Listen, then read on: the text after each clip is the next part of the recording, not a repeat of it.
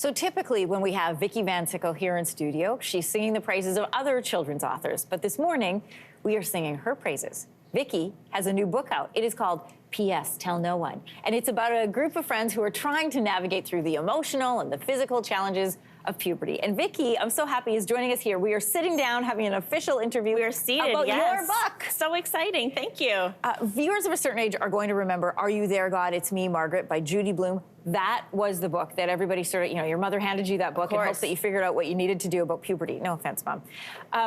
But that book is decades old. We needed a new reference point. It feels like yours is this updated version of that. Tell us what P.S. Tell No One is about. Sure, well, thank you so much. I love Judy Blume. That was a book that I read. When I worked in the bookstore, it was still one of the only books that you could sort of go to. And I've always been aware of how little periods and puberty and menstruation comes up in children's books for this age range. And so I really wanted to sort of explore that. So this is a book about 4 girls in a grade 7 class. There are no cell phones allowed. So they decide to bring a diary and they write back and forth to each other about everything that's going on in their life. And at the time, well, and actually I had a diary like that in grade 6 with my friends. And so I was very used to it. Now, we didn't have cell phones. This is sort of like an analog group chat, I guess you could describe it as. But it's sort of everything that's going on in their lives, from trying out for student council, having a first crush, being worried about math, but they're also taking sex ed at the same time. So they use the diary to sort of chat about all the things that come up in the question box. That is so great. I love the concept and the structure of this form, as you said, is a diary, right from the cover all the way through inside. It's got these 4 girls, as you said, they pass it back and forth. Is there some real life inspiration in it? Definitely. So it's a little bit about my own experience. I was a camp counselor for 1,000 years, and I feel like that's who I am truly in my soul. I will always be a camp counselor. And I had so many conversations with kids in this age range. And so there's nothing specifically, there's no moment that I wanted to draw on, but it's the conversations that I had, the worries that kids had. Kids have a lot of anxieties about puberty. I wanted to address them without adding any more. So keeping it light, keeping it fun, and keeping it really, really authentic. And I think we add to those anxieties sometimes by saying you're not supposed to keep it a secret, but we're not going to talk about it out loud. Yeah. And you just have the conversation. What were some of the challenges for you trying to capture like this realistic voice, realistic scenarios, but without being too over the top?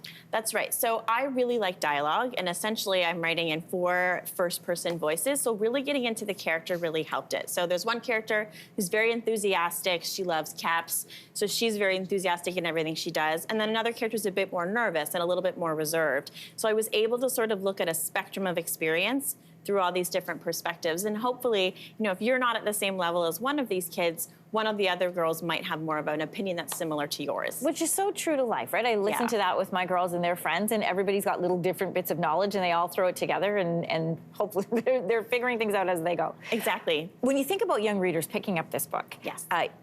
You being the voice that might help clear up some of this confusion for them, that's a really big responsibility. What does it mean to you, the camp counselor in you, that you are helping out kids potentially across the country? That would be the most amazing thing. A little part of me is always writing for my 11-year-old self, and the things that I wanted to see and my friends wanted to see. But then there's that layer of what are kids needing now? What do they get out of a book? I'm always looking to entertain, but I also want kids to feel comfortable. And so hopefully, if this is the only place you're going to learn about something, or if it's adding to your knowledge, you will take it, you'll read it, and then you will pass it on. My dream is that it's the book that kids are like, you have to read this, and then they pass it along. Oh, that's the best compliment. I have one other question for you.